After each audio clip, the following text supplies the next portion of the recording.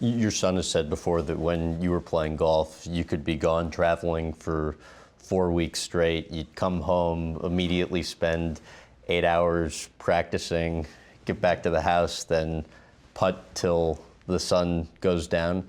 How difficult was it to be away from the family like that? Well, it's a huge sacrifice. I mean, one of the greatest, I mean, everybody sees all the great things that happen, but here, okay, on this side, the bad things that happen, I mean, I travel 35 to 40 weeks a year, every weekend. So that's 35 to 40 weekends. You're gone from home. So you're gone from seeing your kids playing soccer or football or doing what they love to do. You're gone from their most important growth cycle in life. So you try and immerse yourself into it as much as you can. So when you're home on a Sunday night, you go Monday, Tuesday, and then you're gone again. You try and get in there as hard as you can, but it's very difficult. It's huge sacrifices, and a lot of people, in my life, I've paid the ultimate sacrifice, quite honestly. And why do you say that? Well, because your family's not together. Because of the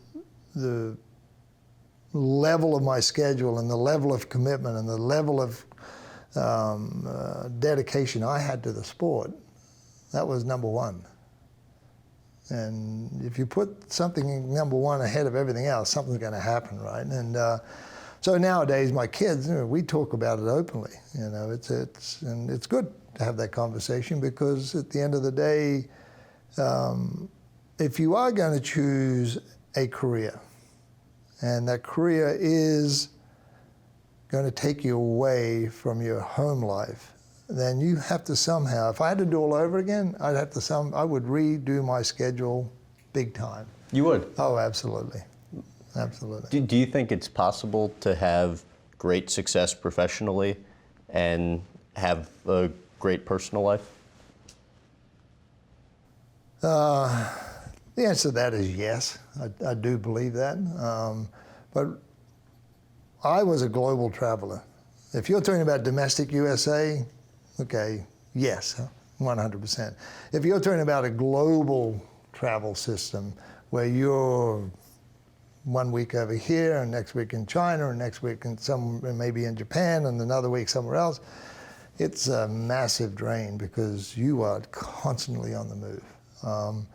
So if your choice is your backyard is the world, it's gonna make a big difference on how you approach things. So, but at the end of the day, if I didn't do that, what I did then, my business wouldn't be where it is today. So, for all the things I did for the game of golf, making it priority number one, establishing a certain credibility and benchmark without cheapening my logo and my positioning, here I am over here, that I have this business where my son-in-law and my daughter work for me and my son works for me, and all of a sudden now you've given them an opportunity of doing something that if I did it differently over here, they might be off somewhere else. You've said you don't miss playing golf at all anymore. No, I really don't. What I don't miss is practicing. Okay. I do miss playing. Do you? Yeah, I do. I miss it when I have to start watching TV and watching golf and watching the guys play. But then I sit back and go, well, if you really want to go play, you're going to have to go practice for the next 4 weeks and get your game in shape and blah, blah, blah. And I go, and we're not going to do that. What do you miss about it? Just getting out there and do what I know what I can do extremely well, or did. I don't do it extremely well now, but still, every now and then you'll hit that beautiful shot and you get that instant feedback and you go, that's how you hit a golf ball. And so, and then spending time with my son on the golf course and, my son-in-law as well. Those are the type of things that, I go out there more for fun, and if I shoot 80, I don't care. And they don't care, instead of having to go out there and try and shoot 65 every time you play. So it's a bit more of a relaxing attitude and approach.